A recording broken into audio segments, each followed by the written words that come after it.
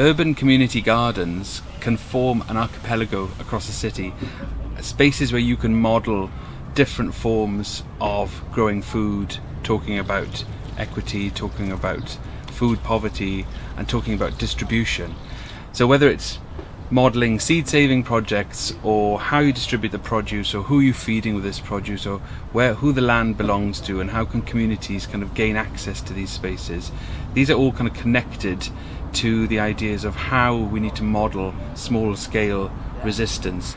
Today we've been talking with Dee Woods about Granville Community Garden and community gardens in Swansea, and about the connections between these places and the idea of local food versus localised food systems. My name is Dee Woods. I describe myself as a food and farming actionist, and basically that sort of encompasses everything I do around food and farming. So from seed saving to food growing and farming, to cooking and teaching people how to cook and how to garden and make compost, to policy and politics and advocacy.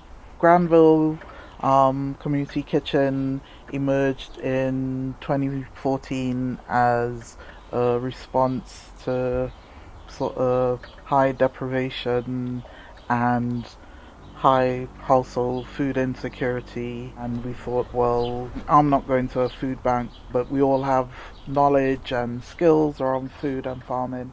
Let's bring all those together and create something that really would be of value to the community. For us, because we're in such a highly diverse area, local is problematic.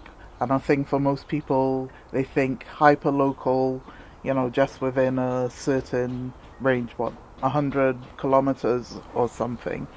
And for us, using localized means that you're able to go beyond. You're still fulfilling sort of people's right to food and nutrition, which means they're able to access their culturally appropriate foods, which come from the global south. But I think importantly as well, because of food sovereignty, we have the same values. So we expect the same values of real living wages, fair working conditions, that care for the environment and nature. So first, localize encompasses so many other values.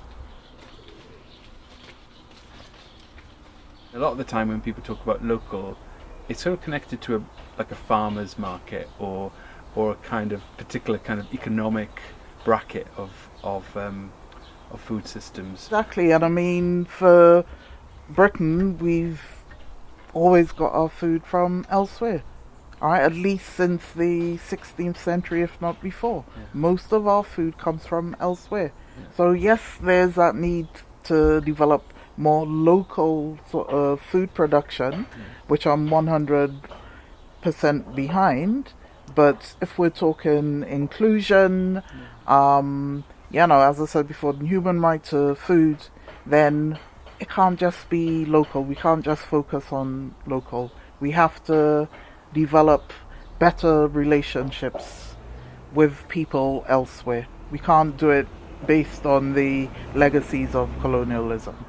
So we need to see food differently. Food is much more than a commodity. Food is much more than sort of health and nutrition. For I think most indigenous cultures, for most people, food is life. Good food is life. It is community. It is what connects you to family and to community, to nature. So we need to be thinking about how do we build a food system based on those sort of good relationships. We need to reimagine our relationship with the garden, rethink it, whether that's a large kitchen garden or a community agriculture project or a small urban garden, whatever that space is, it has huge potential to model new ways of living and new ways of working.